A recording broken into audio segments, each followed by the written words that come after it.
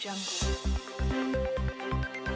में रविवार शाम चैनपुरा के पास मेगा हाईवे पर अज्ञात वाहन ने टेम्पो को टक्कर मार दी, जिसपे 2 युवकों की मौत हो गई और एक गंभीर घायल हो गया। प्राप्त जानकारी के अनुसार वार्ड नंबर 45 के 30 वर्षीय दीनदयाल नायक, 31 वर्षीय किशन नायक व 30 वर्षीय राजू स्वामी रविवार रात करीब 1 बजे गोगासर की तरफ से टेम्पो में सवार होकर रतनगढ़ आ रहे थे। रात करीब 1 बजे अज्ञात वाहन ने टेम्पो को टक्कर मार दी, जिससे टेम्पो सड़क से दूर जा गिरा। हादसे में दीनदयाल की मौके पर ही मौत हो गई। किशन व राजू स्वामी को गंभीर हालत में राजकीय अस्पताल लाया गया, जहां पर किशन ने भी दम तोड़ दिया।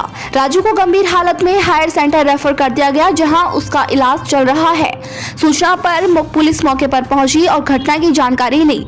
सोमवार सुबह पुलिस ने परिजनों की रिपोर्ट पर अज्ञात वाहन के खिलाफ मुकदमा दर्ज कर शवों का पोस्टमार्टम करवाकर अंतिम संस्कार के लिए परिजनों की सुपुर्द कर दिया।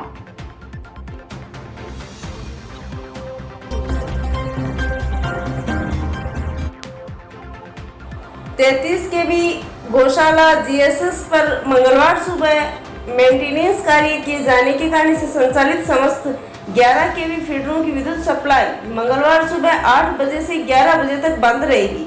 इसलिए इससे संबंधित क्षेत्र है शिवबाड़ी, गौशाला रोड, गुजरों की ढाणी, शास्त्री नगर, मेहंदीपुर बालाजी, होली धोरा, भानी धोरा, गीगराज कुआ, धोलिया कुआ आदि क्षेत्रों की विद्युत सप्लाई 3 घंटे बंद रहेगी।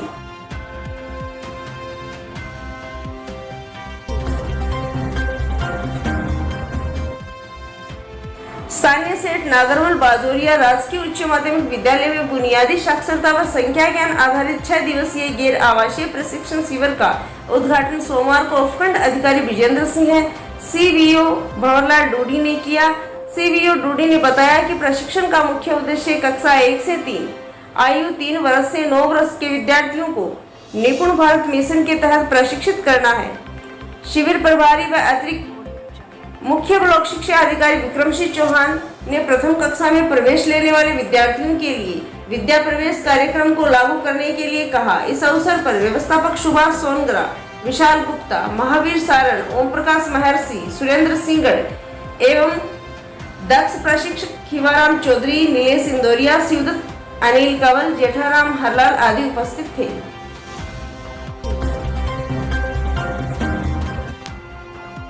हमारे जीवन में सरलता और सच्चाई का बहुत महत्व है। मोक्ष को कौन प्राप्त कर सकता है? जिसके जीवन में शुद्धता और सरलता है। आदमी को सरल रहने का प्रयास करना चाहिए। हमारे भीतर के भाव से ही व्यवहार बनता है। हमारा शरीर ही नहीं, हमारा समाज भी स्वस्थ होना चाहिए। ईमानदारी ही जीवन का सद्गुण है। प्रवचन युग प्रधान आचार्य श्री महाशर्मण ने गोलछा ज्ञान मंदिर की धर्म सभा में व्यक्त किए। उन्होंने कहा कि जो व्यक्ति जिस क्षेत्र में कार्य करे शुद्धता का ध्यान रखिए, राजनीतिक में भी शुद्धता रखिए। राजनीति भी एक उच्च कोटि की सेवा है। सत्ता सेवा के लिए मिलती है, सुख भोगने के लिए नहीं। राजनीतिक में सच्चाई और सरलता रहे। साध्वी प्रमुखा विश्रुत विभा ने जीवन शैली पर बोलते हुए कहा कि हमें अपने जीवन को जागरूकता से जीना है। शरीर के साथ हमें आत्मा पर भी ध्यान देना है। और उन्होंने जल के अपव्यय को रोकने की प्रेरणा दी। आचार्य श्री महाशर्मण ने 2 दिवसीय प्रवास में नगर में आध्यात्मिक का रूप ले लिया।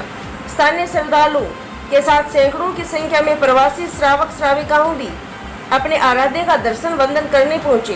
कार्यक्रम को पूर्व मंत्री राजकुमार रेणवा, विधायक अभिनेश महर्षि, कांग्रेस नेता भंवरलाल पुजारी, उपखंड अधिकारी विजेंद्र सिंह चहर, उप पुलिस अधीक्षक हिमांशु शर्मा, वेद बाल कृष्ण गोस्वामी, रणजीत सिंह दुगड़, दिनेश गोलछा, प्रवास समिति के अध्यक्ष जोधराज बेद, हुलास चंद दुगड़, कमल बेद, रणजीत सिंह सिपानी ने भी अपने भाव व्यक्त किए। समारोह में पालिका अधिशासी अधिकारी भगवान सिंह, पूर्व पालिका अध्यक्ष संतोष बाबू इंदौरिया, कमल बोथरा, ललित आंचलिया, रमेश बेद, पंचायत प्रधान प्रतिनिधि इंद्राज खिचड़, कल्याण सिंह शेखावत, प्रताप बोथरा, डालचंद बेद सहित अनेकों गणमान्य लोग उपस्थित थे। वो गुरुदेव के चरणों में समर्पित है। दूसरा, गुरुदेव हमारे गांव में ज्यादा वृद्ध व्यक्ति रहते हैं। हमारे यहाँ पर जो आते हैं उनमें भी 60 से ऊपर की संख्या ज्यादा होती है। चित्त समाधि केंद्र पर ध्यान दिया जाए। चित्त समाधि केंद्र यानी 50 वर्ष से ऊपर वालों के जीने की कला, जो आचार्य महाप्रज्ञ जी का मानव तो वो सबसे बड़ा अवदान था। तीसरी बात, 30 सेकंड और बचे हैं। गुरुदेव 2/3 जनसंख्या भारतवर्ष की 30 साल से नीचे है और हमारे श्रावक हम देखते हैं 65 से ऊपर के ज्यादा है। गुरुदेव इस प्रकार की विजडम क्लासेस चलाई जाए जहां पर हम उनको management and life, management and spirituality, technology and spirituality, Sardarshahar में हमारा जो समाधि केंद्र बना है, जो ज्ञानपीठ बना है, अद्भुत एपिटोम है टेक्नोलॉजी का, अद्भुत एपिटोम है 20वीं शताब्दी का। शायद भारतवर्ष में या कहूँ एशिया में पहली बार इस प्रकार टेक्नोलॉजी पर अध्यात्म को मिलाया गया है। गुरुदेव आप ऐसा हमें आशीर्वाद दें कि हम कुछ प्रवृत्तियां शाश्वत रूप से रतनगढ़ में प्रारंभ कर सके। हमको सबको पता है गुरुदेव ने 50,000 किलोमीटर की यात्रा की। जो हमें नहीं पता है, जो ज्यादा महत्वपूर्ण है वो ये है कि गुरुदेव जितना बाहर